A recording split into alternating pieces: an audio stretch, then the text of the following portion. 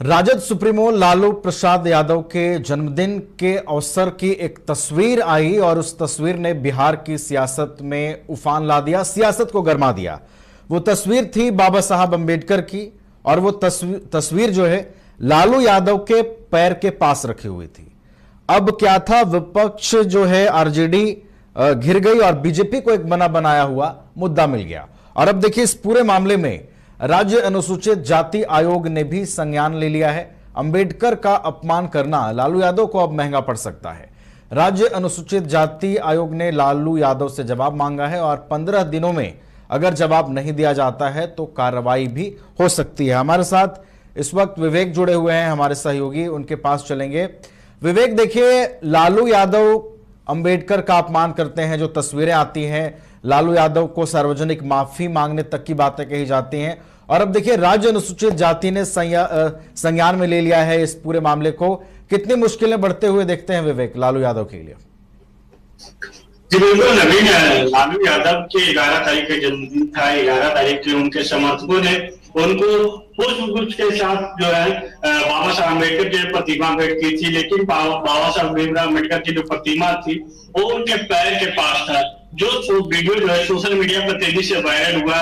बता दें कि 11 तारीख की घटना है। 11 तारीख के बाद आज 15 तारीख है और 2 दिनों तक राजनीतिक आलोचना हुई। बीजेपी अरे हाथ लेते हुए बीजेपी भी सवाल उठाई हुई, दूसरी तरफ बात कर लिया है तो आरजेडी भी सवाल उठा रही है। तो ऐसे में तमाम जो दल है सवाल उठा रही है। लेकिन आप जो इस मामले के बीच में जो राज्य अनुसूचित जाति आयोग है उन्होंने संज्ञान लिया, उन्होंने स्पष्टीकरण मांगा। लालू यादव से कहा कि 15 दिन में आप स्पष्टीकरण दें या फिर आपके विरुद्ध जो है कार्रवाई की जाएगी। यानी कि कह सकते हैं लालू यादव जो अम्बेडकर वादी और साथ ही साथ जो कह सकते हैं लालू यादव जो है नीचे दबे के लोग की बात करते हैं, और ऐसे में आप जो उनकी जो मुश्किलें हम बढ़ती दिख रही है। राज्य अनुसूचित जाति आयोग ने सीधे तौर पर संज्ञान लिया।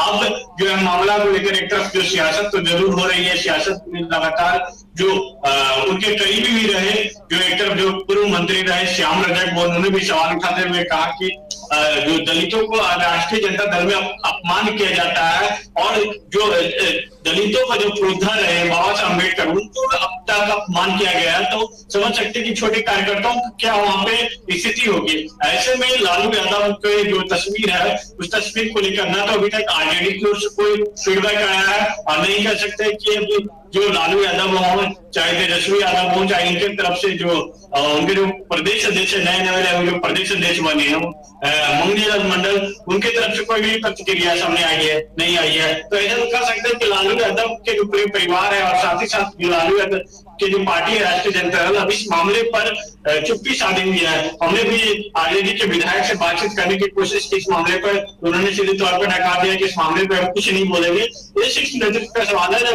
लालू यादव भी इस पर संज्ञान लेंगे और जवाब देंगे। तो ऐसे में जो राज्य अनुसूचित जाति आयोग है वो सीधे तौर पर लालू यादव से 15 दिनों का जो स्पष्टीकरण मांगा और कहा 15 दिन में आप अगर जवाब नहीं देते हैं तो आपके विरुद्ध जो है एफआईआर दर्ज करवाया जाएगा और आपके जो है कार्रवाई नहीं होगी। ऐसे में कर सकते हैं अनुसूचित जाति का जो केस का जो मामला भी होता है गंभीर होता है। तो ऐसे में अगर इस पर संज्ञान लिया जाता है, केस होती है, तो लालू यादव भी कह सकते हैं कि चुनावी साल में उनकी जो है मुश्किलें और भी बढ़ सकती है। जी नवीन, चलिए, तो मुश्किलें बढ़ सकती है, लेकिन एक चीज और अहम है विवेक, इसको समझना होगा। 15 दिनों का समय जरूर है लालू यादव के पास, लेकिन ये 15 दिन में क्या लगता है विवेक कि राष्ट्रीय जनता दल इसका जवाब देगी? क्योंकि साफ तौर पर इस पर सफाई भी आई है राष्ट्रीय जनता दल की।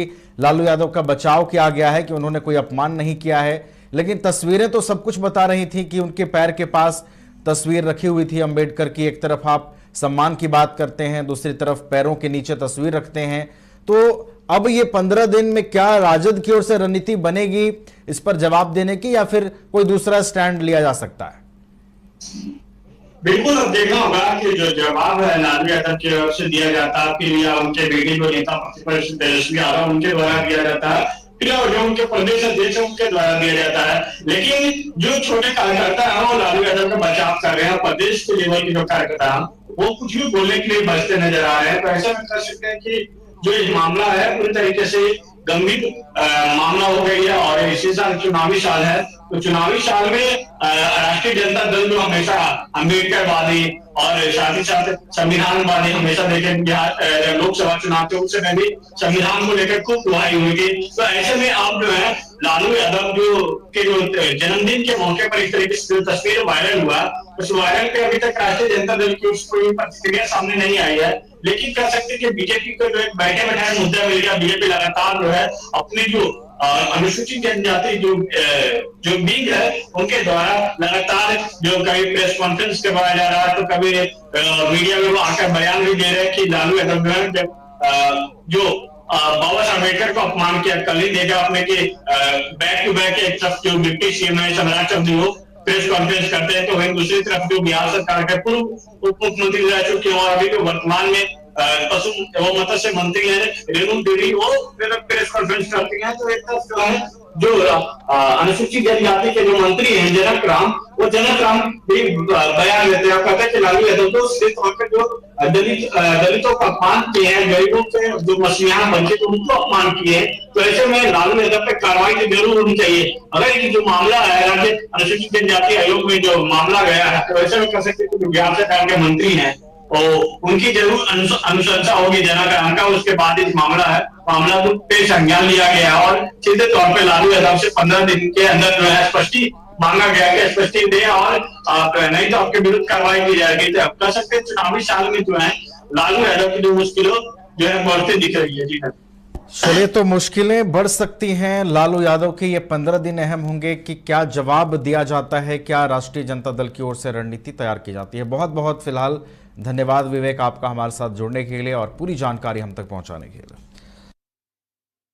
गोल जहां 27 वर्षों के सफर में 17,000 से भी अधिक छात्रों ने डॉक्टर एवं इंजीनियर बनकर भरे सफलता की ऊंची उड़ान, जहां साधारण छात्र भी असाधारण सफलता प्राप्त कर बना रहे इतिहास। दूरदर्शी शिक्षाविद श्री विपिन सिंह के मार्गदर्शन में मेडिकल एवं इंजीनियरिंग के लाखों छात्रों के लिए आशा की किरण के रूप में गोल्ड रिजल्ट फैक्ट्री